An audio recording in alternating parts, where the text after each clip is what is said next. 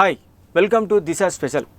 కృష్ణా జలాల వివాదం తెలుగు రాష్ట్రాల ప్రభుత్వాల మధ్య మాటల యుద్ధానికి దారితీసింది.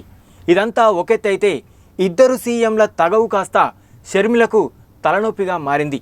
ఊరు పోట్లాడుకొని మంగళం మీద పడినట్లుగా తయారైంది.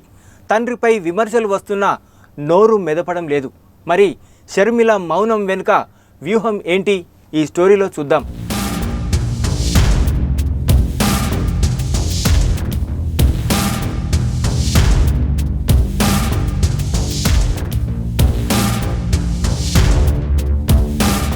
రాయలసీమలో ఏపీ ప్రభుత్వం సంగమేశ్వరం ప్రాజెక్టు నిర్మాణానికి సిద్ధమైంది.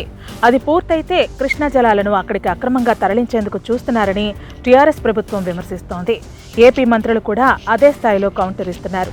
రాజకీయ ప్రయోజనాల కోసమే ఈ ఇద్దరు సీఎంలు నీళ్ల నాటకానికి తెరలేపారని ప్రజలకు కూడా అర్థమైంది. అయితే ఈ వ్యవహారం ఇప్పుడు షర్మిలను చిక్కుల్లో పడేశాయి. కొరకరాని కొయ్యగా మారాయి.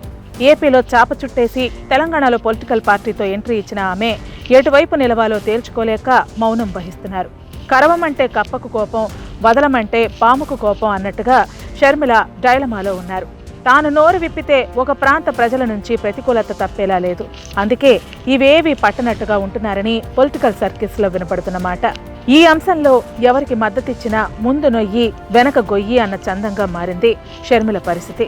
అటు ఏపీలో సొంత అన్నయ్య జగన్ ప్రభుత్వం, ఇటు తెలంగాణలో తన రాజకీయ భవితవ్యం. దీంతో ఆమె ఎటూ తేల్చుకోలేకపోతున్నారు.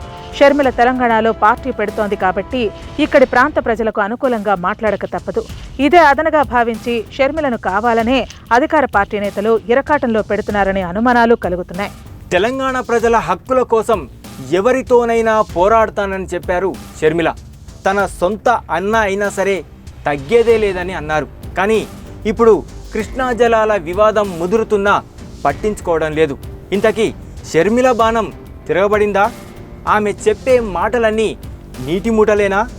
అన్న కోసమే ఆమె సైలెంట్ అయ్యారా?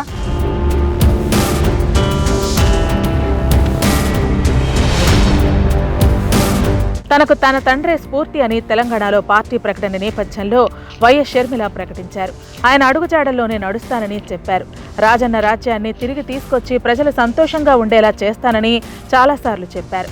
జెండాలోనూ ఆయన ఫోటో ఉండేలా జాగ్రత్త పడ్డారు. ఎజెండాలోనూ ఆయన ఆశయాలనే లక్ష్యంగా పెట్టుకునేలా ఏర్పాట్లు చేస్తున్నారు. అలాంటిది తెలంగాణ ప్రభుత్వం తన తండ్రిపై ఎన్ని విమర్శలు చేసినా షర్మిల మౌనం వహిస్తున్నారు. వైఎస్ఆర్ తెలంగాణ ప్రజలకు ద్రోహం చేశారని, ఆయన ఒక రాక్షసుడు, మోసగాడు, దొంగ అంటున్నా ఈ విషయంలో పల్లెత్తు మాట ఎక్కడా మాట్లాడలేదు. ఆ విమర్శలకు సమాధానమూ ఇవ్వలేదు. ఇప్పుడున్న పరిస్థితుల్లో తాను ఏపీ ప్రభుత్వాన్ని విమర్శిస్తే జగన్ ప్రభుత్వానికి మచ్చగా మారే అవకాశం కనిపిస్తుంది. దీన్ని ఏపీలోని ప్రతిపక్షాలు ఆసరాగా చేసుకుని తన అన్నను ఇరకాటంలోకి నెడతారు. సొంత చెల్లి కూడా విమర్శించే పరిస్థితికి తీసుకొచ్చారని ప్రశ్నించే అవకాశం ఉంది. దీంతో ఆమె అన్న ప్రయోజనాల కోసం సైలెంట్ అయ్యారనే ఆరోపణలు వినిపిస్తున్నాయి. పార్టీ ఇంకా మొదలు కాకముందే షర్మిలకు జగన్ రూపంలో ఝలక్ తగిలినట్లయింది.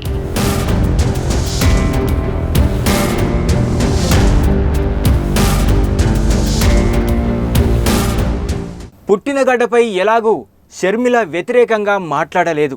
తెలంగాణకు వ్యతిరేకంగా మాట్లాడితే ఇక రాజకీయంగా ఎదగడం కష్టం. అన్న కోసం నోరు విప్పకపోతే రెంటికి చెడ్డ రేవడిలా తయారు కావాల్సిందే. మరి ఈ లెక్కన షర్మిల చెప్పిన రాజన్న రాజ్యం తెలంగాణలో సాధ్యమేనా? కత్తి మీద సాములా మారిన జల వివాదంలో ఆమె ఎటువైపు ఉంటారో భవిష్యత్తే నిర్ణయించాలి.